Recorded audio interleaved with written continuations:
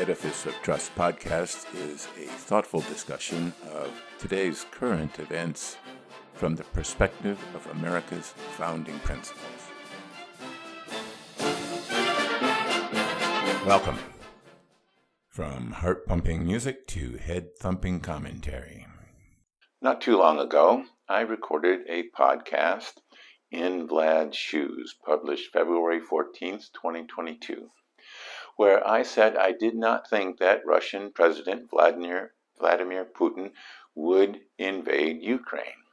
I observed that he was smart and savvy and would realize that an invasion would not help him achieve his long-term goals.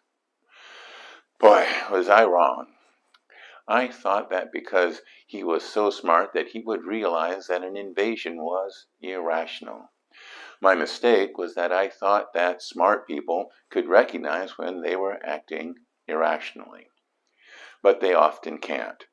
We have a recent president of the United States that is proof of that, along with a host of academic PhDs that believe that socialism can actually work. But I was right that invading Ukraine was irrational, as well as a bad idea. Note to listeners, you may have noticed that in this podcast, I use the term Ukraine and not the term the Ukraine. Only Russians call Ukraine the Ukraine, so now I refer to the country as Ukraine. Also, Kyiv is the Ukrainian pronunciation of the capital that Russians refer to as Kiev. As I record this podcast, the Ukrainians are not only resisting, they have held on to the capital, Kyiv, and pushed the Russians back from the second largest city, Kharkiv. Ukrainian citizens are lining up to volunteer for the national defense, and those not receiving guns are making Molotov cocktails. Many Ukrainians have been killed and wounded, but they claim that they have also inflicted serious losses on Russian forces. In the fog of war, claims by both sides are unreliable and often exaggerated, but it is clear that Putin's soldiers have not gained the quick victories they expected. Putin may sneer at Western economic sanctions, but his brutal use of force is giving many NATO countries some backbone. The United States is sending financial and military assistance to Ukraine, including Javelin anti-tank missiles. Latvia and Lithuania are shipping Stinger missiles to the front, and Estonia is also sending Javelins. The Czech Republic is sending artillery shells, and Poland is sending drones and anti-aircraft defenses. Even Turkey is pitching in. In addition, NATO members are sending troops and equipment to frontline NATO countries to bolster their defenses. The Netherlands is sending F-35 fighter jets to Bulgaria, and Denmark sent a frigate to the Baltic and F-16 jets to Lithuania. And Germany has sent a field hospital to Estonia. Even more devastating for Putin, German Chancellor Olaf Scholz just announced that Germany will increase its defense budget to more than the NATO minimum of 2% of GDP. Instead of a divided and diffident collection of countries, Putin now faces a newly invigorated and unified NATO as a result of his blatant aggression. But it is not just NATO countries that are rallying to Ukraine's cause. Anti-war protests have blossomed around the world, and Putin is subject to global condemnation. People are protesting Russian aggression in Finland, Japan, Australia, Argentina, Brazil, and Ireland. Stores are taking Russian products off their shelves. Russian vodka is being poured into the gutter. KLM, Lufthansa, Japan Air, and British Airways have canceled all flights to Russia, and Europe has been declared a no-fly zone. The anti-war protests have extended into Russia itself. Russian social media is on fire as everyone from journalists to figure skaters express their outrage. Street protests have flared up in Moscow, St. Petersburg, Yekaterinburg, Chelyabinsk, Nizhny Novgorod, Novosibirsk, and Perm. Thousands have said to have been arrested.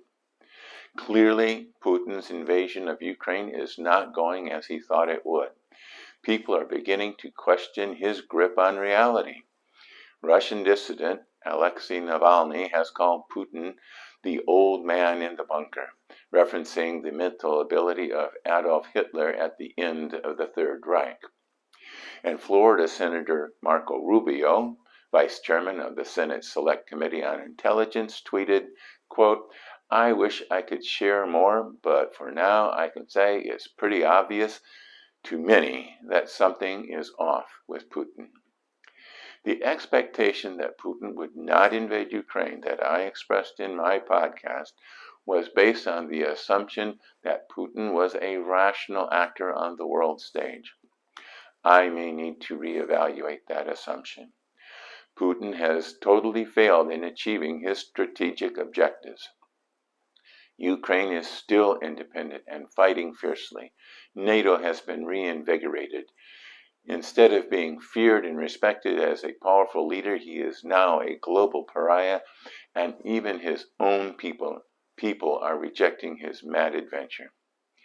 His grand plan has backfired. In his desperation, Putin recently issued an order to, quote, transfer the Russian army's deterrence forces to a special mode of combat duty. Putin's deterrence forces are the strategic nuclear missiles in his arsenal. How far will this man go? Ponder that while you listen to a brief message.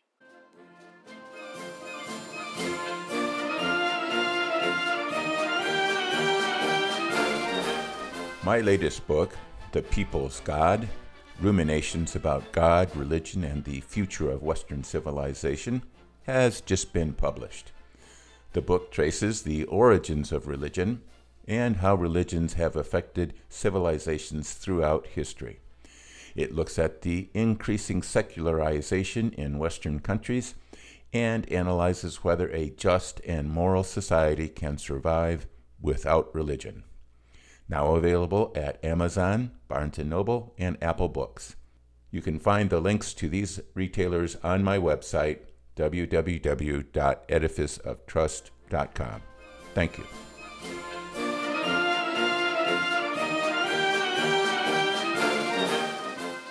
Welcome back. Chinese President Xi Jinping is watching the events in Ukraine and the reactions around the world very closely. He may be having some doubts about his new partner in the authoritarian axis, only abstaining from the UN's sanctioning of Russia and not vetoing the proposal. Russia's relationship to Ukraine is analogous to China's relationship to Taiwan. As I noted in my previous podcast on Ukraine, that country has been overrun and dissected by numerous countries and empires in Eastern Europe over centuries, including Tsarist Russia. After World War I, Ukraine was briefly independent as the Ukrainian People's Republic, but was eventually absorbed into the Soviet Union. Like Ukraine, Taiwan was subject to conquering armies and invaders for much of its history, eventually coming under Chinese rule in the Qing dynasty for about 200 years, from 1683 until 1895. China ceded Taiwan to Japan in 1895 after losing the First Sino-Japanese War. After the American defeat of Japan in World War II, forces of the Republic of China that had replaced the Qing dynasty, assisted by the American military, took over administration of the islands. But when the Army of the Republic of China lost the mainland to the People's Republic of China, General Chiang Kai-shek retreated with his army to Taiwan. Taiwan has maintained its independence from the Communist Party ever since. Xi Jinping considers Taiwanese independence the last remnant of the century of shame that China suffered at the hands of foreign devils, and he wants Taiwan back as part of China every bit as much as Putin wants Ukraine. I don't think that Xi Jinping is very much disturbed by the slow progress of the Russian military machine currently bogged down in Ukraine, as he contemplates his modern, well-disciplined forces. But there are three things that he will be looking at very closely. The first thing is the fierce resistance offered by the Ukrainian people. Although only independent for 30 years, they remembered Russian domination and are ferociously protecting their newfound freedom. The Taiwanese have been independent of the mainland for over 100 years, but have been able to gain their freedom only recently, creating a prosperous, democratic country over the last 35 years. The Russians have encountered the fiercest resistance in the cities of Kiev and Kharkiv, and the Chinese are likely to encounter similar urban resistance in densely populated Taiwan. Conquering Taiwan will not be easy, and it will not be bloodless, and the whole world will be watching China annihilate peaceful people who pose no threat to China. That is the second thing Xi Jinping is observing. World reaction to Russian aggression has been immediate and almost universal in its condemnation. Russia does not have large commercial relations with other countries other than energy, which those countries cannot do without, so refusal to buy Russian products may not have a large impact. But China has huge commercial relations with almost every country on earth. Yet a rejection of Chinese products stemming from aggression against Taiwan would have a huge impact on China. But it is the third thing that Xi Jinping is watching that probably concerns him the most, and that is the protests against Putin's invasion across Russia. The Russian people reject the assault on their irritating but peaceful neighbors. They welcomed his harsh treatment of the Chechens and shrugged their shoulders at his invasion of Georgia. They actually welcomed the annexation of Crimea, but they always thought of Crimea as Russia anyway. But Ukrainians are like family, and the slaughter of close relations, and it will be a bloody slaughter, is repugnant. Putin is losing legitimacy at home with every Ukrainian soldier or civilian killed, already in the hundreds and rising. Xi Jinping cannot afford to lose legitimacy in the minds of 1.5 billion people. Fierce Ukrainian resistance may have bought Taiwan a temporary reprieve as Xi Jinping reconsiders his alternatives.